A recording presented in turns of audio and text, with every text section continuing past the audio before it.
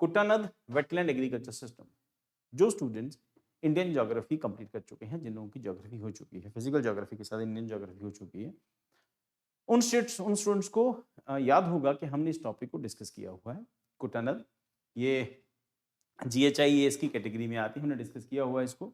और ये है क्या कि वेम्बानद लेक के आसपास के एरियाज जो पानी में डूबे रहते हैं, उन एरियाज में धान की खेती होती है। ये एक्सेप्शनल केस है इंडिया का। आप लोगों को याद होगा लास्ट फेज में हमने आगे इसको डिस्कस किया हुआ है, और जिन स्टूडेंट्स ने क्लास की है उनको पता होगा। अब उसमें क्या है कि इस जो लो लाइंग एरियाज हैं, इनको जो टर्म यूज़ की जाती हैं पादक्षेत्रम जिनको कहते हैं, तो इन पादक्षेत्रम रीजन्स के अंदर जहाँ पर चावल भी उगाए जाते हैं, वहीं पर मछलियाँ भी पाली जाती हैं, क्योंकि ये एरिया जो है वो वाटर लॉक्ड रहता है। तो इस एरिया में इस टाइप की जो खेती है, जो धान की खेती है, उसी टाइप से की जाती है। अब यहाँ पर जो रिसेंटली न्यूज़ में क्यों रहा, क्योंकि इनमें एल्यूमिनियम का जो रेशो है कंपैरेटिवली ज़्यादा है, और उसकी वजह से जो है हेल्थ इश्यूज जो है वो आने वाले दिनों में, अंदर आने वाले दिनों में हो सकते हैं। अब now the Kuttanad represent distinct wetland region है, एग्रेरियन लैंडस्केप है, only region in the India where rice cultivated below the mean sea level. हमने डिस्कस किया हुआ है कि सी तो रह गया यहाँ पे, तो ये सी इस रीजन के अंदर है, और इसका इलाका जो है थोड़ा सा नीचा है, कुछ कुछ इस तरह है। तो ये सी लेवल है, मेन सी लेवल ये है, और ये उसके पीछे का इलाका है। ध्यान रखना, ये हम लोग इसको एस्चुरी नहीं मान के चल रहे, ये कुछ और है, ना ही ये नॉट एस्चुरी। ये किसी भी कंडीशन में ये ना तो फिजॉर्ड्स है ना एस्चुरी है, ये मुझे टर्म याद में नहीं आ रही।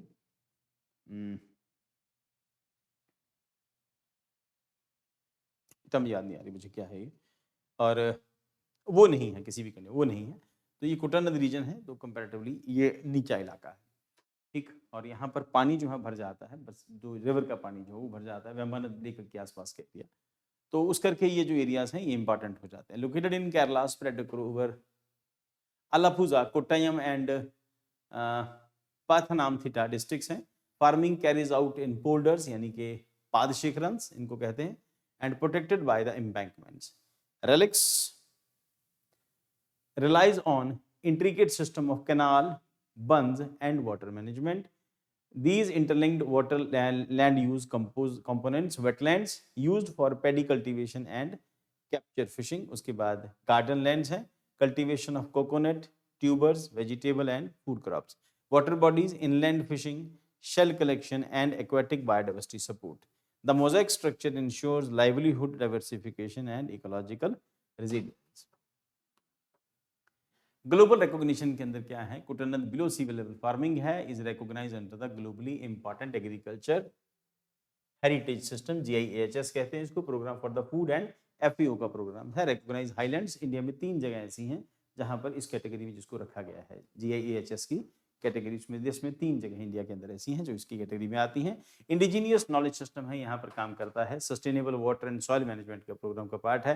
Harmony between agriculture and wetland है, तो वेटलैंड रीजन के अंदर हार्मनी, इसका मतलब ये है कि वो एरिया एक स्पेसिफिक यूज के साथ साथ एक ट्रेडिशनल यूज में, एग्रीकल्चर यूज के लिए वो एरिया काम कर रहा है। टर्म अभी भी याद नहीं आई मुझे।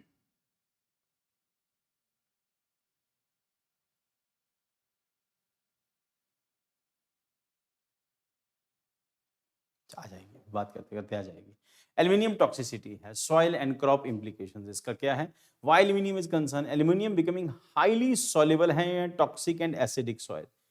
ये टॉक्सिक एसिडिक सॉइल के अंदर हाईली सॉल्युबल है, particularly when soil pH falls below 5. तो wetland conditions, intensive fertilizer use and alternative hydrogen and excavated soil aridity. Impact on plants क्या है? ये रूट्स को डैमेज करता है, restricting root elongation and branching and reduced absorption of essential nutrients, phosphorus, calcium, potassium, then उसके बाद magnesium. Ultimately leads to and lower yield होगा, production कम आएगी, रिड्यूसेस क्रॉप रेजिलियंस उसको कम करता है, देन उसके बाद लॉन्ग टर्म सॉइल डिग्रेडेशन है। अगर इस तरह से ज़्यादा होगा, उसमें कई सारे जो अनसाइंटिफिक यूज ऑफ फर्टिलाइजर्स हैं, इसके अलावा बहुत सारे दूसरे फैक्टर हैं जो रिस्पॉन्सिबल हैं, फार्म की अवेयरनेस नहीं है, और फर्टिलाइजर के साथ जो इशूज़ हैं वो हैं, और कई सारे बाकी इशूज जुड़ जाते हैं। It is a fragile wetland ecosystem and Kuttanad aluminium toxicity poses both agronomic and ecological risk दोनों पैदा करता है, significant on the issue and threaten food security and farmer livelihood. कुल मिला के ये कि प्रोडक्शन कम हो जाएगी, इससे लैंड सॉइल जो है वो भी खराब होती है। One of the India's most unique rice belt है, undermine the heritage value of GIHS recognised system. तो highlight the need of soil health monitoring है। हर स्टेट में जो यूनिवर्सिटीज होती हैं, स्टेट की एग्रीकल्चर यूनिवर्सिटीज में होती हैं, वहाँ पर इस तरह से सॉइल का मॉनिटरिंग का सिस्टम होता है।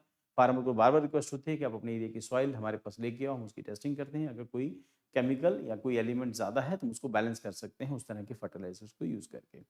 देन उसके बाद क्या है, सस्टेनेबल न्यूट्रिएंट मैनेजमेंट जो इसकी ज़रूरत है। उसके बाद वेटलैंड सेंसिटिव एग्रीकल्चर प्रैक्टिसेस की भी ज़रूरत है।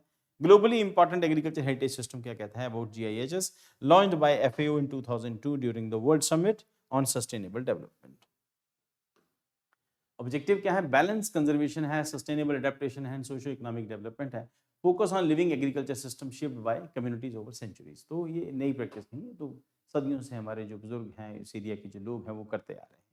देन उसके बाद इंडिया GIHS साइट्स कौन कौन सी है जिसको मैंने डिस्कस किया। कोरापुट रीजन है उड़ीसा के अंदर, ट्रेडिशनल सबसिस्टेंस पैडी कल्टीवेशन है and rich agro biodiversity in highland slopes है। हाईलैंड स्लोप के अंदर, इसका मतलब कोरापुट रीजन उड़ीसा के अंदर का है, तो पहाड़ी इलाकों के साथ साथ यहाँ पर खेती की जाती है।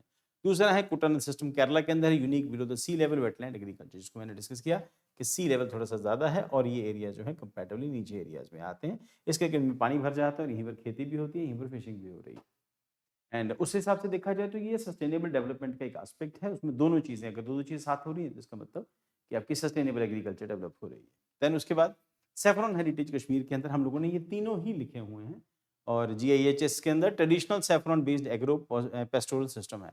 प्रीलिम के लिए जो क्विक फैक्ट्स हैं क्या है, Kuttanad is only below sea level rice farming system in India and recognised under FAO GIHS programme and aluminium toxicity increase in soil with pH less than pH 5 and उसके बाद aluminium toxicity primarily affect plant की roots को affect करती है, फिर उसके बाद productivity कम करती है, न्यूट्रिएंट अपटेक ज़्यादा होता है। और GHS launch in 2002, India has 3 GIHS recognised systems. आपसे क्वेश्चन पूछा जा सकता है कि GIHS सिस्टम कौन कौन सी स्टेट्स में, इंडिया में कौन कौन सी जगहों पर है, या इंडिया में कौन कौन सी साइट है जहाँ पे GIHS की कैटेगरी में आते हैं। प्रीलिम MCQ के लिए आप क्वेश्चन देख सकते हैं, match GIHS sites with states, question on pH and nutrient toxicity, statement based question on Kuttanad land use, structure है FAO programme related to the sustainable development.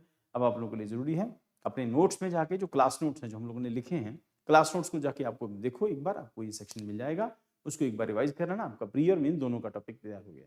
Mains के लिए हम लोग मानते हैं 150 वर्ड्स वाले सेक्शन के अंदर ये क्वेश्चन तैयार हो जाएगा।